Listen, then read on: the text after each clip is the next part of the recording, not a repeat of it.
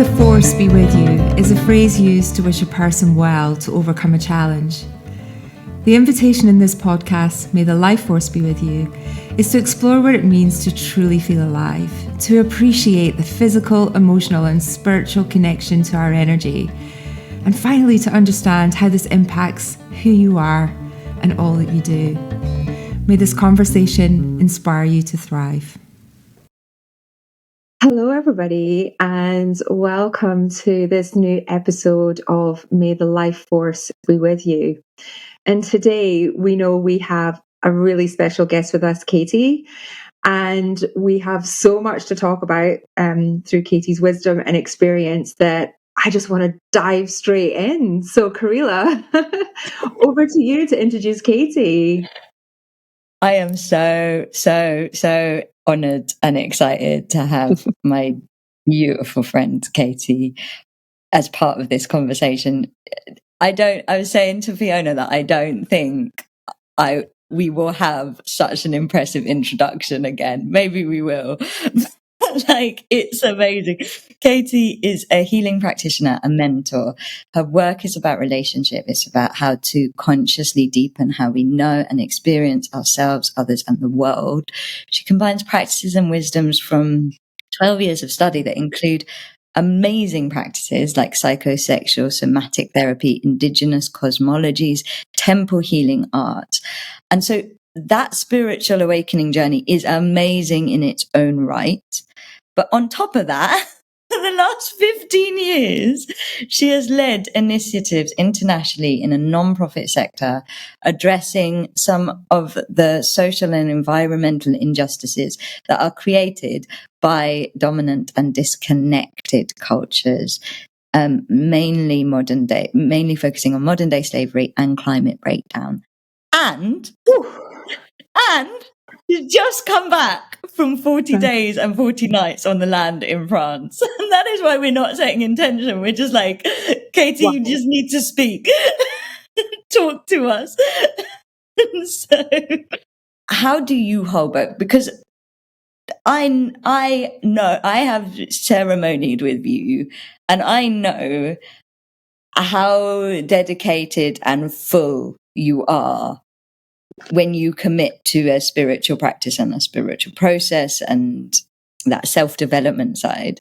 And I just know that loads of people are going to be listening to that introduction being like, how did you hold both? How did you do 12 years of that sexual energy awakening, not just spirituality, sexual spirituality, which is intense and traumatic when you first enter it, and hold this frontline work with all of these communities and cultures and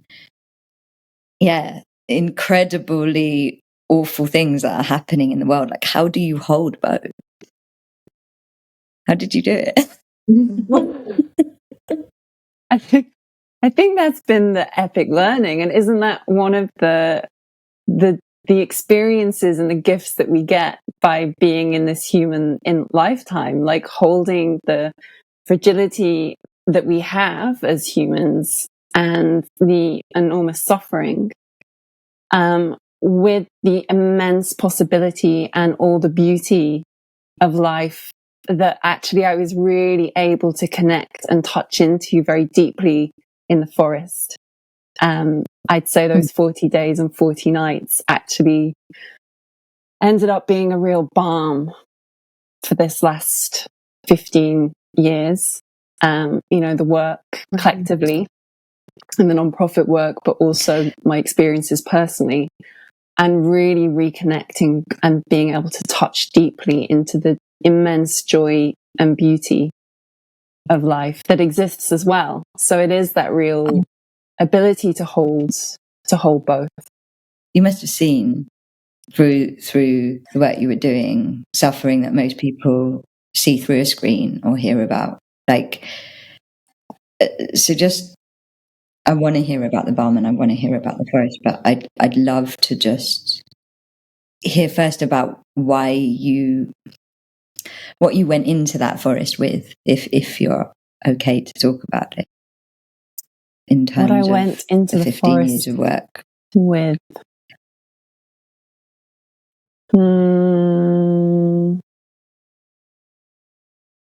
How do you mean exactly?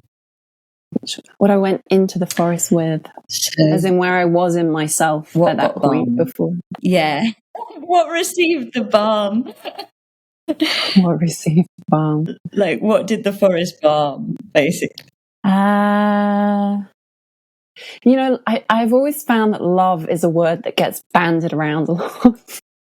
And, you know, sometimes when people use the word love, it's like I cognitively know what it means. And I think there's a lot of things presented to us as love, whether it's in movies or, you know, caregivers saying this is an expression of love. And I felt very confused about that word love and what it actually was. But there was a real deep falling in love in the forest that I hadn't quite. I think we don't know what we don't know. Like, I didn't know that I didn't have an experience or access to this feeling of joy, actually, that I've connected to a joy within me that is part of a birthright and a possibility for every living thing. It's a possible state for every living creature that's born. But because of my personal history and because we're living in pretty, you know, there's a lot of disconnection. There's a lot of things in our culture, talking about Western culture, which is where I grew up, that are kind of, we take as normal. But actually, when you start to think and look and hear perspectives from other cultures, realize are actually quite unhealthy and then impact our life force. Can you give an example of from another culture that challenges the Western norm? Well, I think, and another reason actually this connects to the forest. So intellectually, I knew that all of life is interconnected. You know, that the forest is part of me, that the water is alive and it's part of me, that everything has inherent aliveness and spirit and vitality. So I cognitively have known that for many years, and I've heard many different Indigenous peoples and elders speak of it, and it made sense to me. But in the forest, because I had that period of time, I was able to connect to it in a more embodied way, which brings me back to the love, because I just found myself in tears because of the immense love of the river and the trees and the mountain that I was spending all of my time with, and not just time, but I really wanted to be with the forest. Like, it is possible, and I realized this after the first week, that you can go and spend 40 days and 40 nights and you can be quite busy doing quite a lot of stuff. And you can sort of exist, you know, you sort out what you're cooking and getting your water and washing in the river, and there's the practical stuff. And you might be like, oh, you know, maybe I'm going to go for a walk today, or blah, blah, blah. But actually, this was just about being. It was about really cutting out the doing, and being with all all of creation that makes the forest, from these tiny little bugs at nighttime that used to, the floor was literally glowing. It's like a little glow bug that's in the soil. And these little points of light would just sort of pop up in the darkness. You know, and every night I went to, when the sun was setting, the owls would start calling to each other. You know, and so I felt myself as a part of this. Like, I felt it, rather than just cognitively knowing, yes, everything's connected. Oh, I felt that there. I felt that. and I was just going to reflect back on what Karila said there about that perhaps disconnect that we have in Western modern culture. Did you get a sense, or do you have a sense now when you reflect back on that experience, that we just don't really, it's very easy for us to go around our day to day without appreciating our environment, nature, and we can very easily feel disconnected from that energy that the land gives us, because our feet don't really ever touch the ground sometimes, particularly in high-rise urban environments. You literally don't touch the ground potentially for days. So was that kind of one of the key takeaways that you really felt with that jarring of how we live today versus that back to nature, a real kind of connection? Yeah, and I think I'm just appreciating how much we don't, like, I didn't know the difference. This was the first time I've experienced that level of connection. And so, because again, it's not mirrored in our culture, we don't really know the difference. It's not like, we remember a time. Well, I think we do actually. I think, and that brings us to sort of our DNA and our ancestry. So I think the memory's there, but it's without conversations like this being a norm.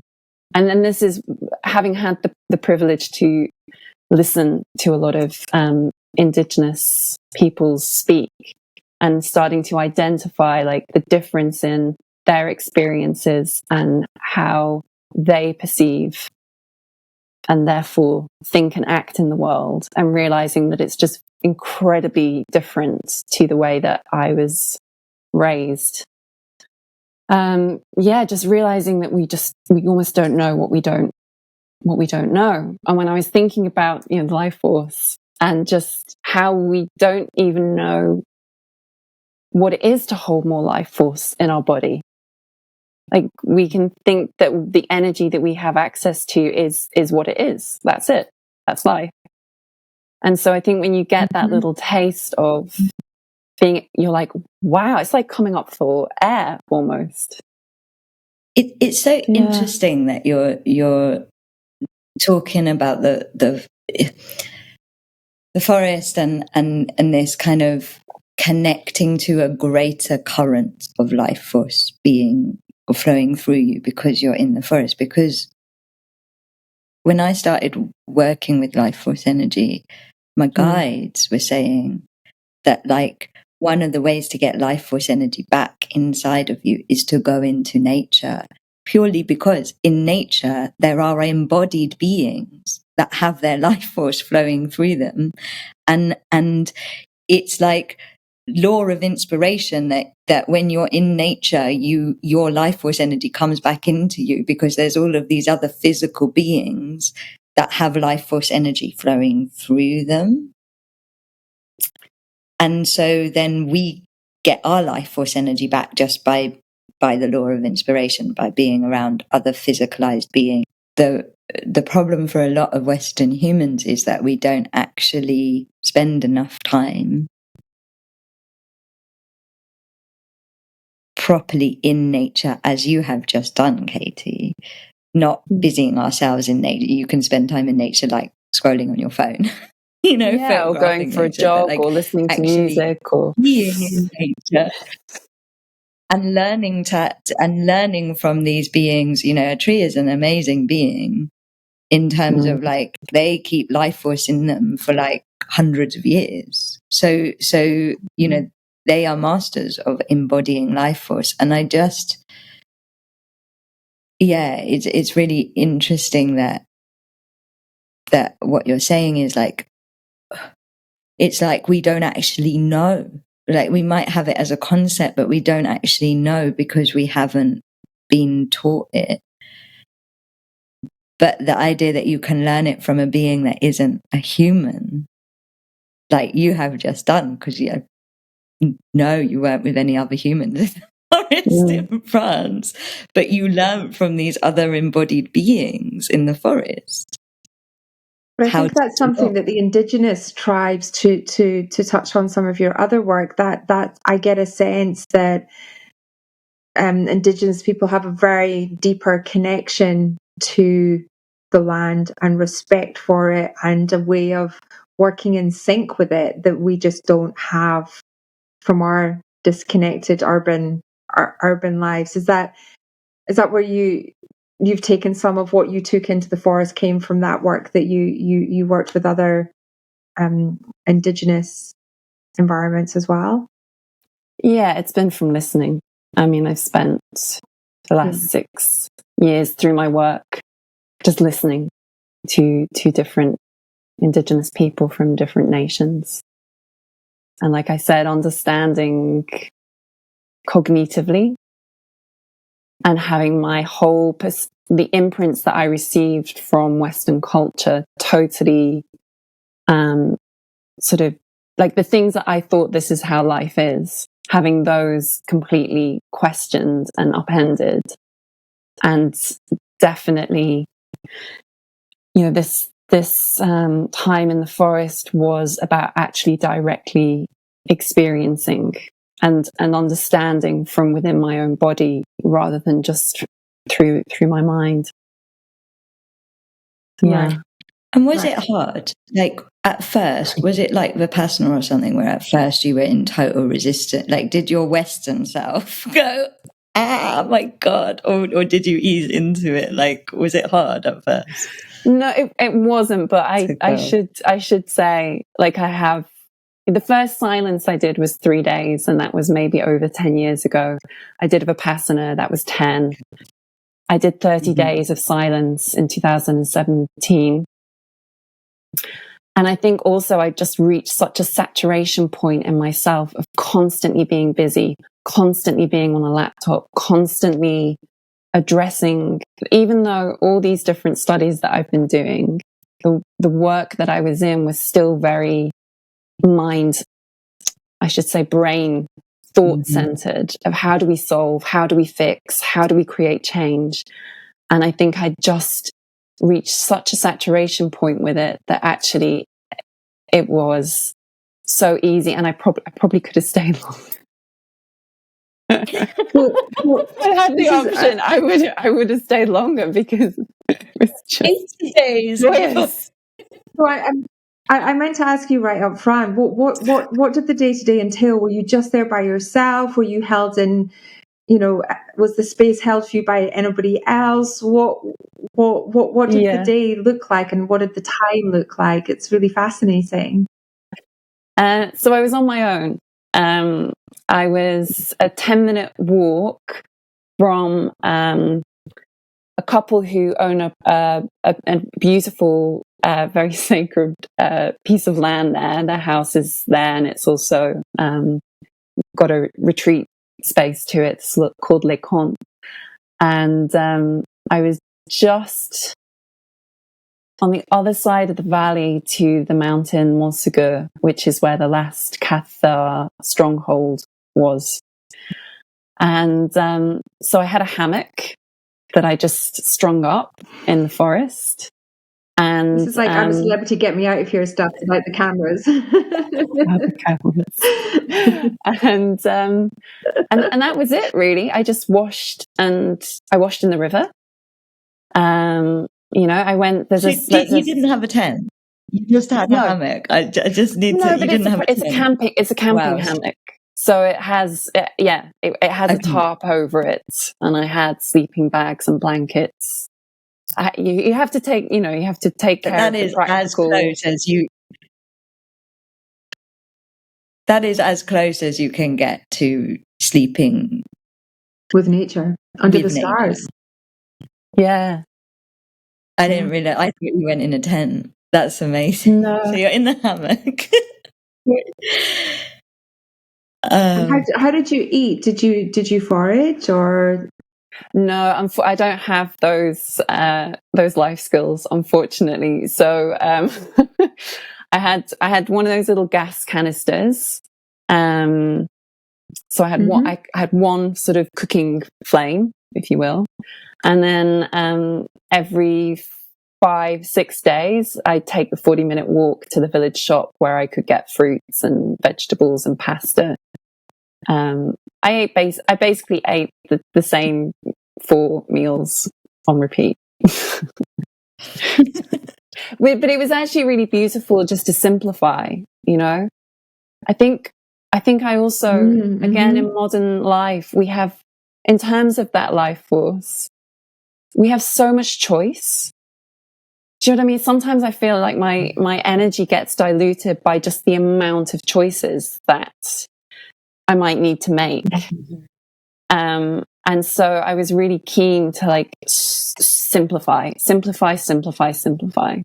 which again cut down on the amount of that I was doing in the forest.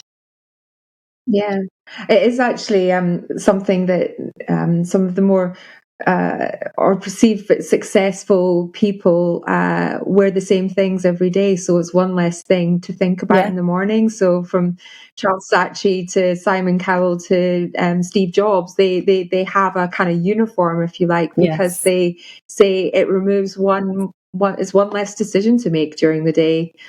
And that's why people often eat the same on routine, and you kind of are just almost on autopilot then, and you're not having to think. It's so interesting we've come on to that, because the other thing I kind of wanted to speak to you about, and I know you were interested in speaking about, is sexual energy, life force energy. Where did you get that from, Simon Cowell? What made you think of that? Because Simon Cowell and sexual energy, let's go there. Hand in hand. I was going to say that to you. I was thinking. No, because so I believe life force energy and sexual energy are part of the same energy body. I do think there are differences with them, and I really want to hear your opinion on this. But I know that trauma and sexual energy, trauma in particular, has a huge impact on life force energy. And one of the trauma responses is avoidance. And how avoidance manifests very often in people is in that I don't know how to make a decision. I don't know how to, like, it's the overwhelm when faced with knowing yourself, because what the avoidance pattern is your sexual energy leaving your body at a time of trauma that doesn't have to be sexual trauma, but at a time where you experience trauma, and your life force energy leaves your body and goes into the void. And then when that is re-triggered, it happens again and again, and it gets triggered by overwhelm of choice. I've experienced it. I think other people have. It's like that I don't know energy is a sign of the avoidance pattern. And so that's how we got from the forest to Simon Cowell to sexual trauma. But I know, like, a lot of your a lot of what you can talk about, Kate, and you have so many beautiful things to talk about, but is eros and life force energy. And so I just wanted to ask your opinion on this, like how that simplifying helps life force energy, and especially eros energy. Yeah, it's so my sort of current understanding with it all, like you said, when we experience something that is terrifying to us, part of our soul or life, which I think also forms our life force, it's like the whole patterning that is both physical and non-physical of our sovereign self, our sense of self, it leaves. And so that contributes almost to a sense of fragmentation. And I think in the healing journey, part of that work when we bring, because the thing I was realizing, I wrote when I thought the first thing you were going to ask me was, what does life force mean to you? And so I sat down and I've been thinking about this, for a few days, knowing that I was going to be speaking to you. We want to know what it means to you, Kate.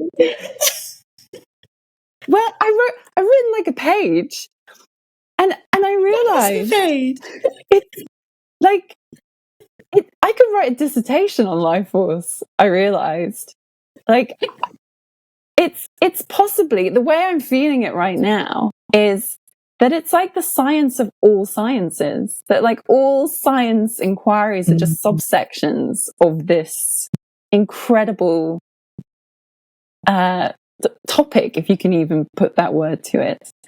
And that in a way, this is one of the great mysteries. Like when you hear people talking about the mystery, or spiritual traditions talking about the mystery, I think this is one of the massive parts of it, because we have the non-physical aspect of ourself, which carries a life force energy, a vibration to it that's very powerful and very potent.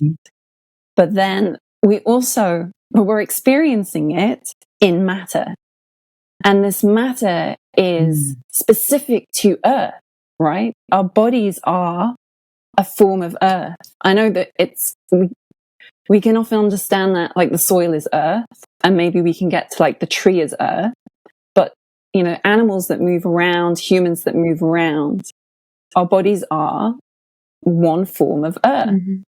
So the big inquiry is, you know, and Earth carries, as you were saying, a life force, has a very distinct quality of life force that is possibly in all the universes that there are. It's very unique to this planet. And so it's like this inquiry of how we can, what did I actually write? It's like this how spirit, and which is eternal, is embodied in the body, which is finite, right? It's going to die. Like everything else in matter, it eventually dies. So you've got this kind of dance between that which is eternal and that which is in matter, which is finite. And so it's like, how do we access, create, store, and utilize life force energy with a body? And so some schools of inquiry into this have focused very much around the sexual energy element of it. And some of these schools took it down I'm going to keep my sexual energy. It's the path of, can't pronounce the word, not atheism, ascetic. I don't know. Help me out here. Help me out. But when you celibacy. yes, yeah. So when you decide you're not sharing your sexual energy, you take that vow of celibacy to work with that sexual energy, that life force energy within yourself. And other schools of inquiry have looked at how, when you bring together one person's sexual energy with another person's sexual energy, the incredible amounts of in sacred ceremony and sacred union, and the incredible amounts of life force energy that can be created through that union.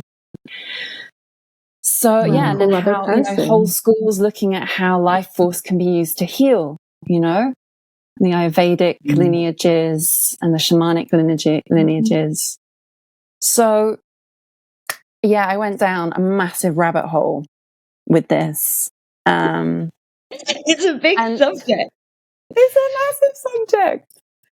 And so what surprised you when you went down that rabbit hole? Was there a stream of thought that you kind of reflected back on and thought, oh gosh, I didn't even really know that that's where my mind was leading when I thought of this topic? Did it all kind of naturally take on a flow for you, and your mind kind of went, or you felt it in different areas? Yeah, I think I think the word life force energy, we kind of hear it here and there. It gets bandied about a bit, but I never really stopped to consider what it is and what it isn't, and how it expresses, So I was feeling into the nature of it. So for example, you know how like the nature of it is permeable. It felt to me, as in we can draw it into ourselves, but we can give it out, which means it's permeable. And in a way, all of life is the exchange of life force energy. Like when we're eating life force energy, presumably. Yes. Yeah. You know, certainly all Indigenous cultures, they understand they understand this exchange of life force energy. From what I understand, I know you know a lot more about them, but like, then we eat without considering the life force energy that has gone into that becoming food. You know, and it's the life force energy of other things that keep us alive.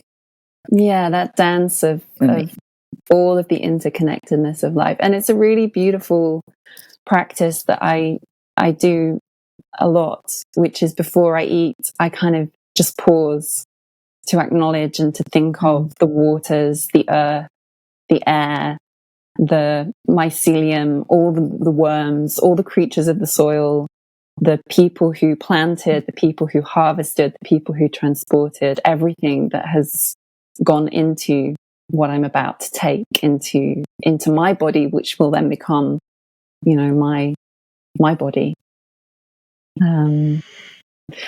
So wow, yeah, what a beautiful practice. I don't think we acknowledge that, really, do we? It's a lot. Even when you were just describing all of those steps, and you think about that energy that goes into creating one plate of food, it's incredible. So much energy.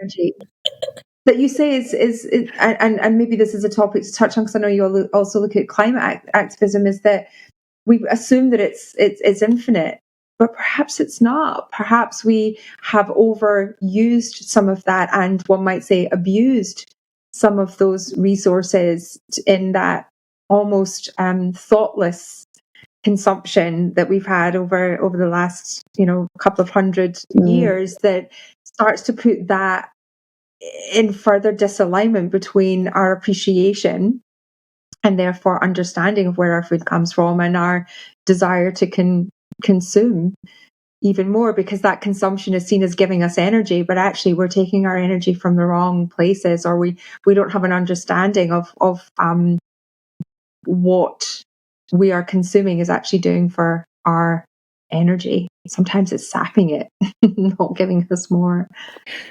Yeah, and that's so that another thought when I was just reflecting on this before we spoke was that I think it's a cultural norm again, that because we're so low on this kind of I'm going to use the word like this infinite nourishing life force and our sources of it and understanding the sources of it, I think we've in the search for that, we've sort of confused adrenaline and cortisol and those kind of loops of creating an adrenaline and cortisol as feeling that's how we're trying to access energy.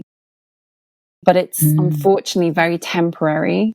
It kind of tends to cause a bit of a swing in the system, in the hormone system. So it's a bit of a crash and burn situation. And long term, it's damaging.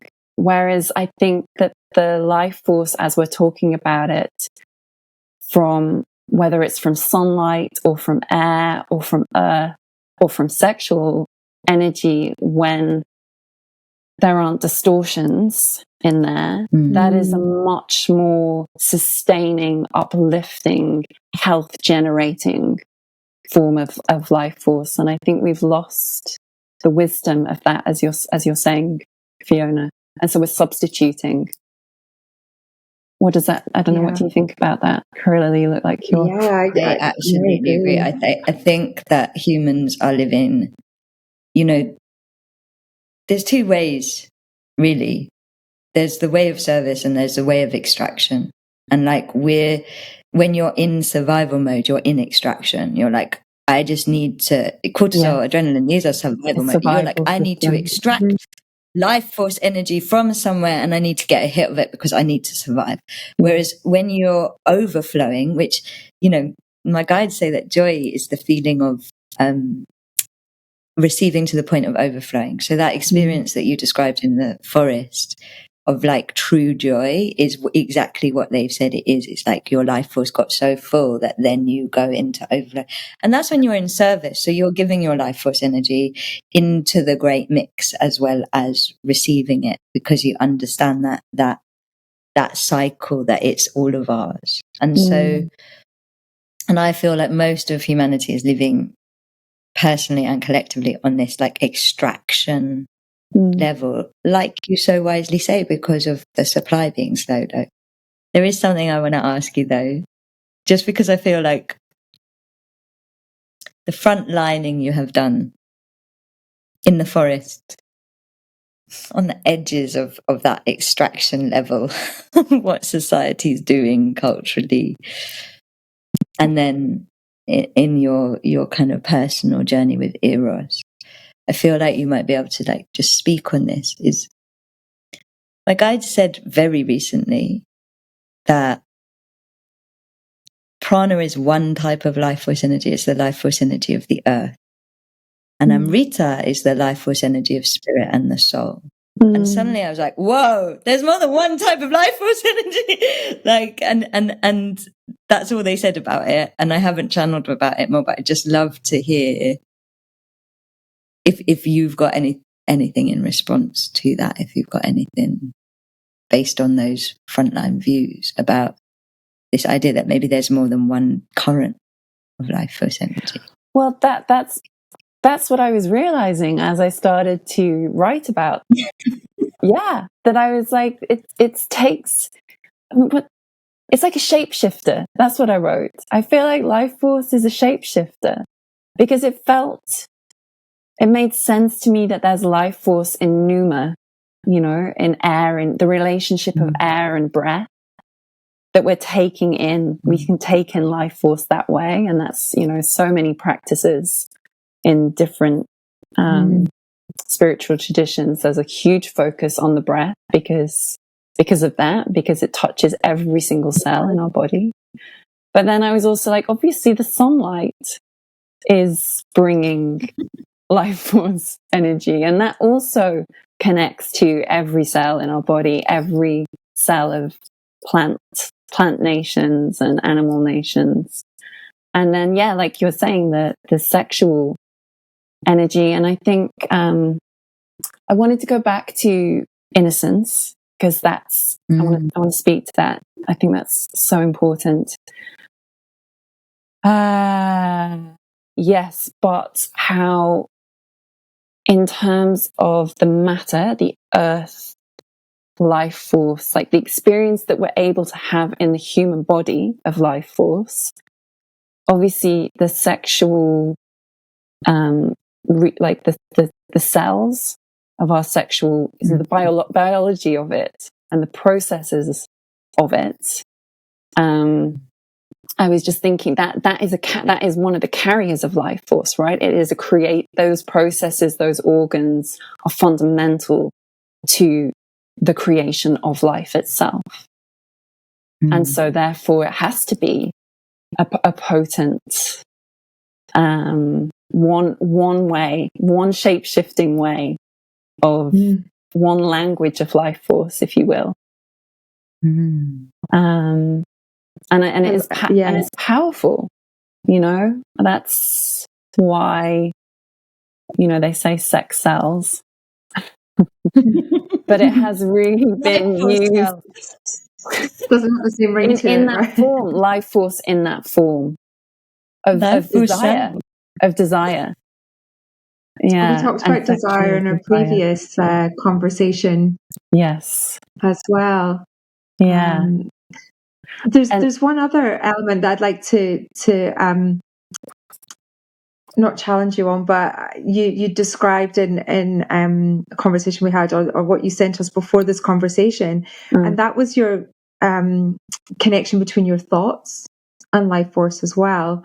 So I know we've been trying to move out of our heads and into our bodies and into the earth and into our environment, but my world is workplace well-being. It's very much taking everything we're talking about and translating it into a way that people can feel comfortable and can understand. And all the different methodologies and techniques that we use, at the end of the day, everything we do is based on mindset, because there's so much power that can come from our thoughts. Mm-hmm. And we can see that we can physiologically make a difference to our bodies and how we perform in our cortisol and our adrenal functions just by thinking.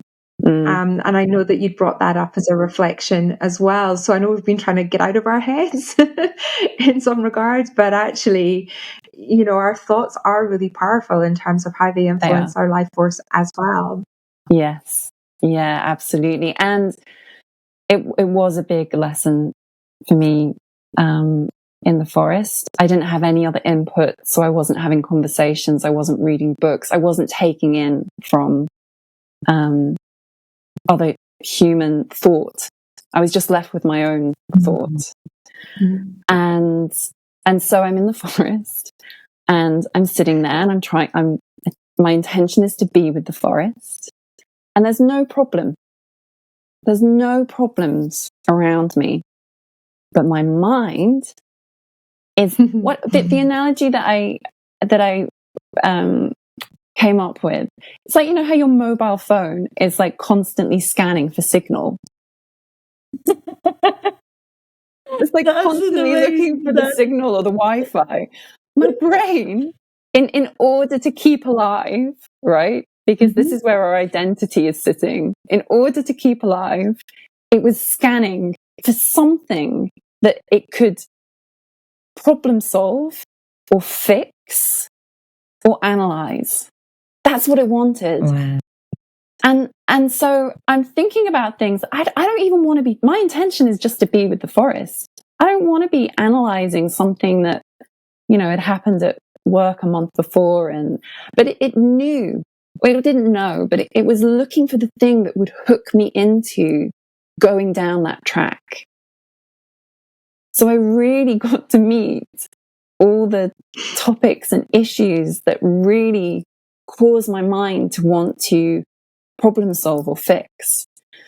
And I sort of connected this back as well to like early childhood, and kind of with there being a state of sort of anxiety for various different reasons in the house, sort of constantly working out how I might be able to like solve or fix this. You know, and then I feel like I applied it through my work of how do we solve human trafficking? How do we solve climate crisis?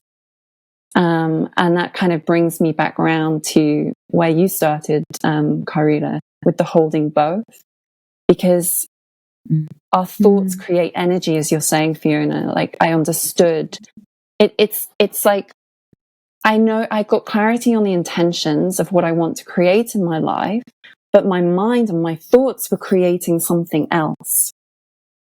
And because also being a good girl was very important to my survival as a child, I had then created thought system around how can I be a good person?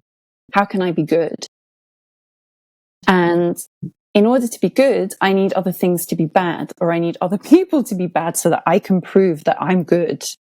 And so my thoughts were creating these situations where I got to show up and be a good person. And in doing that, I'm making another part of creation bad or inferior. And that is not what I want to create, right?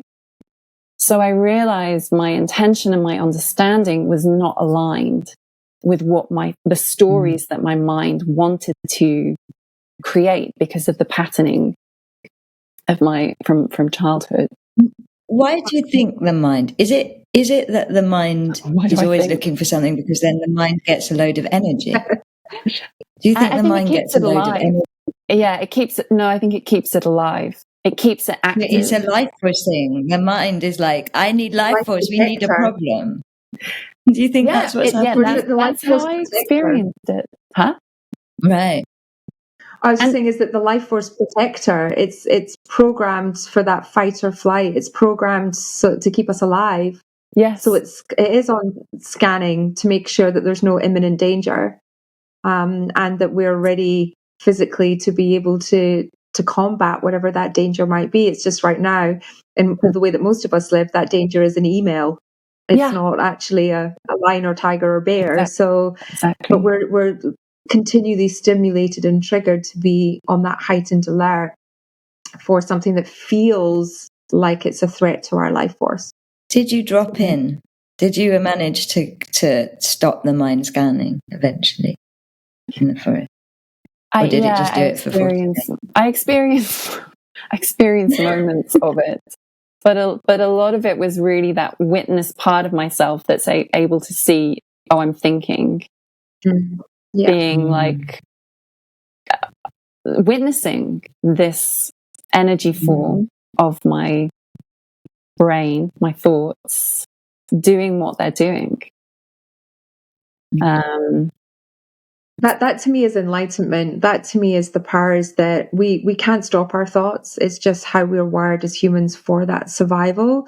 But the conscious awareness we can bring to those thoughts means that we have the ability then to quieten them. And I often compare it to being able to kind of almost see them outside of my mind and to recognize what is a real thought, what is a, hey, you're just being triggered to stay alive, but actually you're not under any threat. And it's that awareness and acknowledgement of those thoughts that you can put them back in your brain and let them quieten down. I kind of use this analogy of almost like seeing my thoughts, and that's my way of controlling them. And to me, being able to do that consistently and bring more awareness to that is really the power of mindfulness. That people think, well, how does that actually change how I live? But it means that we are able just to be quiet, to be softer in how we tread lightly through life. And in that, we use up less energy in doing that. But we also come from a place of increased calm, increased improved decision making, because we're not spiking our stress levels when we make those decisions. And to me, that's where that sort of peace and serenity and acknowledgement of life really comes from. It's that awareness of our thoughts and how we can, the acknowledgement that we can't stop them. No one can stop them. Well, I started a practice in the forest, which I've carried on doing. And it's almost the opposite of meditation. I'm experiencing it as almost the opposite of meditation. So in meditation, I've generally either focused my awareness in like this. So it might be in on my breath or in on the sensations of my body. I see a thought come in. I bring it, my thought goes here. I notice that and I take it back to whatever it is I'm focusing in on. And what I've started to do, because I experienced this in the forest. So I kind of imagine that the landscape of my awareness can kind of be like, when you look up at the blue sky, if you're somewhere without buildings and you just see this expanse of just complete possible thought. You could think anything. You could experience anything, like the amount of infinite possibility. That's kind of what the blue sky represents. And then I found that every time I was having a thought, it was like it was drawing me into one little spot of that infinite sky. It's like it would cause, if you imagine the sky and you could draw it together like fabric. Almost like pixelating it. Yeah. You can find a tiny pixel in the sky. So suddenly all of this is not available because my thoughts taken me into a very specific place. And so in this practice, I keep taking my consciousness or my awareness out into that blue infinite potential. So it's almost like rather than meditating into a point like this, I'm sending it through the very fabric of creation. And every time I see my thoughts pull me in, I go and dissolve it. I love that. Love that you've just shared that, because I was about to be like, if somebody's listening to this going, I need to go to the forest for 40 days, but I can't because I've got kids, and I feel like you've just given them a piece of the 40 days in the forest. But I was going to say is when you expand out, is that where you find that love, that you spoke about at the beginning? You know, you said you like found or experienced love. Was it through the expansion or through something else?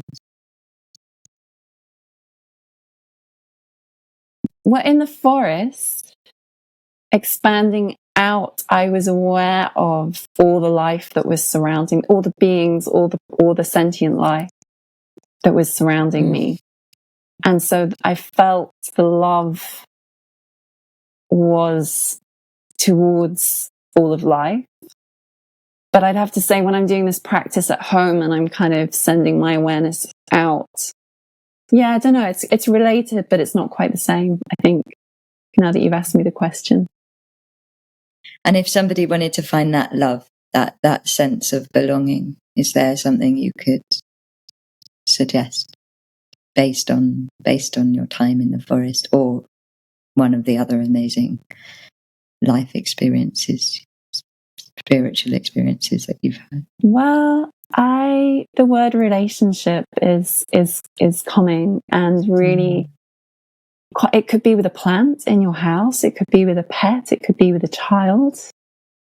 You know, I think, as we were saying, it's easier to connect to nature because you're not contending with the personality aspect that we inherently have as humans and the different protection patterns that we have. That's not and extraction present. patterns that we have. Yeah. And the human in extraction trying to extract. Yeah. So all of that complexity, which is going on in myself, I'm connecting to life force that has not got that aspect of complexity going on. And you can often find that with children, with animals, with plants, with a river. And so just having the intention to deepen your relationship with those, with whatever it is that is near you can go and spend time with. And really, as we said, rather than like, oh, I'm going to go for a walk or I'm going to sit here, and then you sit there and you think usually, or you're on your phone or whatever, you sit there with the intention of being present, being with whatever you've chosen to explore this relationship with, and not wanting anything from the other, not trying to change it, not trying to negotiate with it, just being present with it exactly as it is. Yeah. That is a beautiful recommendation, and I can really, really feel why that's important to do it without somebody else as well, and why that time of solitude really gives you that. It's just easier because, as you said, you don't have to try and change a person or feel like you have to change, or shall I just shape shift myself to kind of conform to what you think I need, and I think you think I need, and Extraction. let's go. It's crazy. So beautiful. Oh my gosh, I feel like we've come full circle, but only a small part of a huge circle of expansion of a blue sky, because I can't believe the time has flown by. Oh my gosh, Katy, what a beautiful conversation. I'm so grateful that you've come along and shared your life force thoughts and your experience with us. I'm deeply grateful. And I know that everyone listening will want to discover more, so we'll definitely share all your details so that people can find you. But I just personally want to say thank you so much. I think we could definitely talk again. I did say it will come to the end and we'll think, oh my gosh, we could keep going for another hour, and I feel that is very much the case. But I do want to just say a massive thank you for joining us in our conversation today. Well, thank you for inviting me, and thank you for putting this topic on to the forefront, because I have gained a huge amount from reflecting on it and spending time with it. It's enriched my understanding. So thank you very much. Thank you. Katy, I would like to say you enrich my life, and I am so grateful that you're somebody that every time I'm like, who do I want to be like? I want to be like Kate. You inspire me. I do have one more question for you. Oh, timekeeper. Is that controversial? Controversial. Who should we interview next? I think that you should interview somebody whose work is very much connected with birth and death, because I don't think we can talk about life force without also talking about death. Is there somebody you could name that you can think of?